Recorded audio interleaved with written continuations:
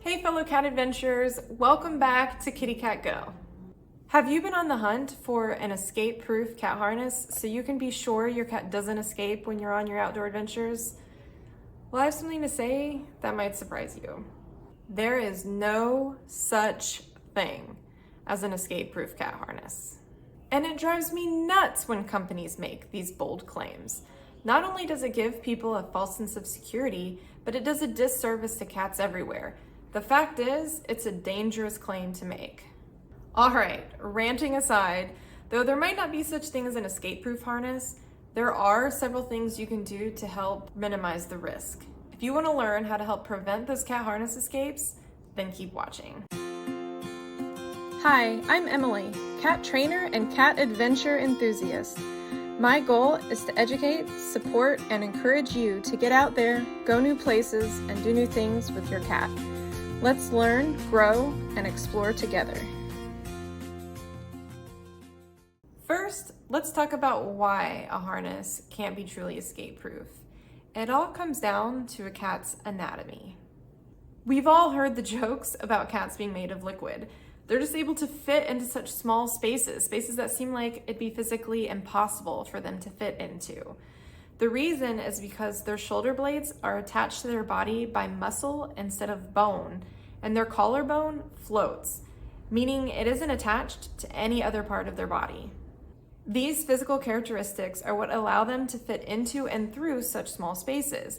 Their collarbone and shoulder blades just simply adjust to allow them to fit through. That'd be a nice feature to have, wouldn't it? When it comes to harnesses though, this means that they're able to maneuver their bodies in such a way that allows them to slip out.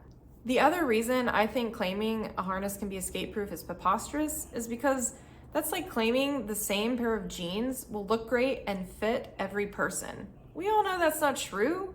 Just like with people, cats come in different shapes and sizes, which makes it impossible to create a one-size-fits-all escape-proof solution. The truth is, a harness can be perfect for one cat, but not another. While some cats might not be able to escape it, I guarantee you that some cats somewhere can. So thanks to a cat's anatomy and, well, their anatomy, you can never fully rely on a harness to keep your cat safe. This is why companies making blanket statements about their escape-proof cat harnesses is misleading and potentially dangerous. Okay, so now that we've established that we can't put our trust in harness marketing, let's talk about the 7 things we can put our trust in and do to help prevent our adventure buddies from escaping. Number 1, pick out a good quality harness. While escape-proof might be a stretch, a well-constructed harness is essential.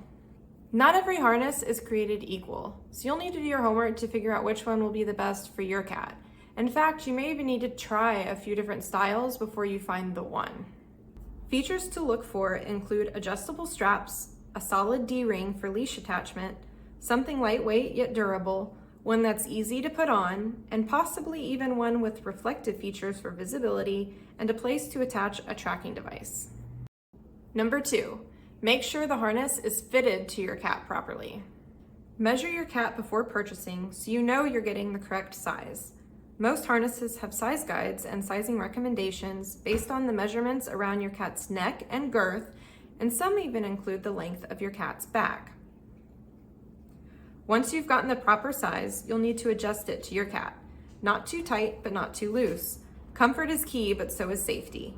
You should be able to fit 1 to 2 fingers between the harness straps and your cat's body. Number 3, harness train your cat. One of the biggest mistakes I see people make is trying to take their cat outdoors before they fully harness trained them. If your cat isn't 100% comfortable in their harness indoors before you try taking them out, they're going to be more likely to squirm and try to escape it because they're just not comfortable in it yet. One of the best things you can do is thoroughly harness train your cat indoors before you even consider taking them outdoors. Though there is always the possibility that something may spook or startle your cat and cause them to try to escape their harness to get away, these types of situations can be minimized with proper training.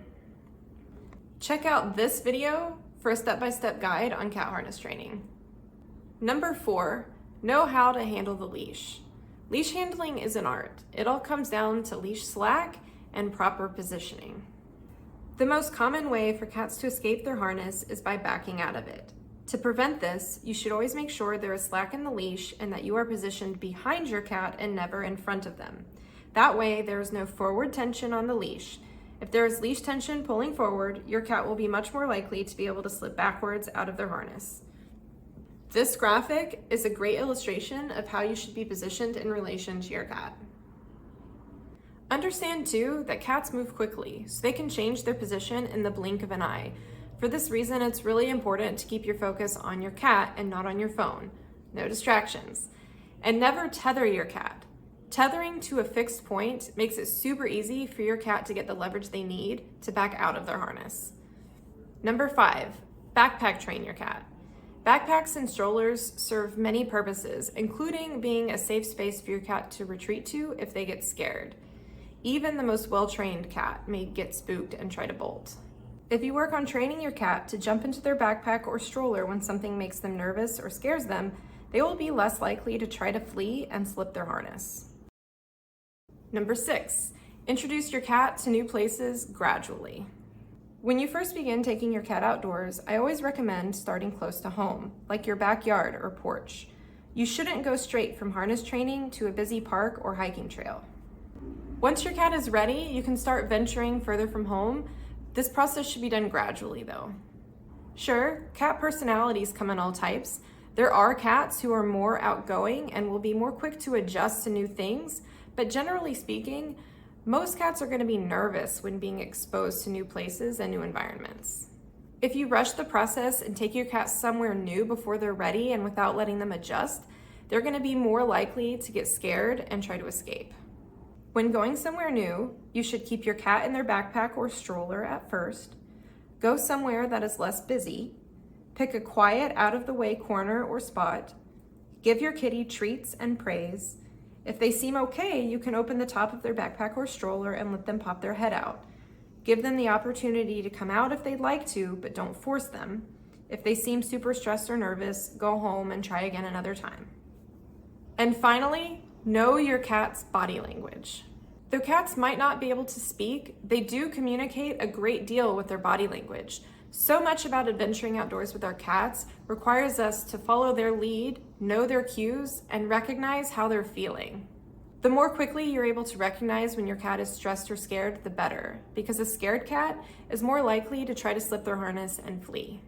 As soon as you realize your cat is uncomfortable, you can begin to intervene and help calm them down. Depending on the severity of their feelings, you can help by either reassuring them, putting them in their backpack or stroller for a break, or even deciding to end the outing and head home. The goal is always to mitigate your cat's fear or stress before things escalate and end in disaster. Signs of stress and fear in cats include crouching low to the ground, wide open eyes with dilated pupils, ears back and flattened, swishing tail, panting, shaking or shivering, trying to find somewhere to hide, fur standing on end, aggression including hissing, growling, or biting. This can even be directed at you, referred to as redirected aggression. Of course, we never want our cats to escape their harness, but the truth is, there's always a chance it could happen. Short of not taking them out on a harness and leash at all, there's no way to 100% guarantee they won't escape. Our job as responsible cat guardians is to mitigate the risk as much as possible, and to be prepared in case of emergency and have a plan in place should things go awry. In an effort to make escaped harness situations less stressful and to increase the chances of you getting your cat back quickly should they ever escape, I recommend working on recall training and getting a tracking device.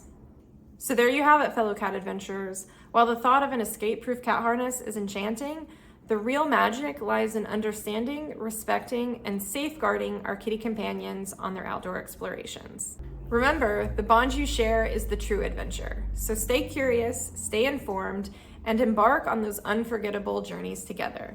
Until next time, happy adventuring.